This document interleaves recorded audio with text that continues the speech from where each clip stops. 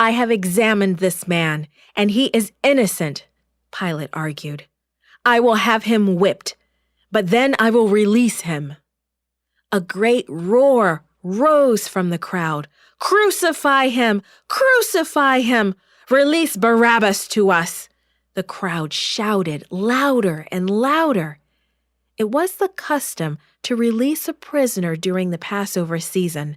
The crowd was demanding that a terrible criminal be set free and that innocent Jesus be put to death. Pilate was the governor, but he was afraid of the people, and at last he let them have their way.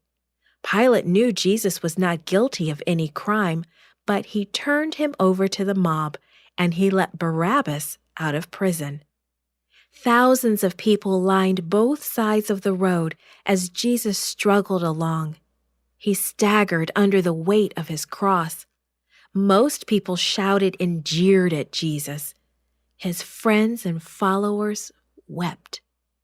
Finally, Jesus fell down. He had no strength left after being beaten by the soldiers. The soldiers grabbed a strong-looking man who was standing nearby. Simon, a traveler from the town of Cyrene, was forced to carry Jesus' cross. They reached the place called Calvary, the place where criminals were crucified. The soldiers pushed Jesus roughly down on the cross. They pounded long iron spikes through his wrists and his feet. Then they lifted the cross and dropped the bottom of it in a hole in the ground so it would stand upright. The pain was terrible. Crucifixion was the most painful and cruel way to put someone to death. But Jesus prayed, "Father, forgive these people. They don't know what they're doing." The crowd watched as leaders made fun of Jesus. "He saved other people, but he can't save himself," they jeered. The soldiers made fun of Jesus too. They made a sign and nailed it above his head. "This is the King of the Jews," it declared. 2 thieves were crucified along with Jesus. One of the men mocked him. "So you're the Messiah? Prove it by saving yourself and us too." The other thief responded, "We deserve to die," he protested. "But this man has done nothing wrong."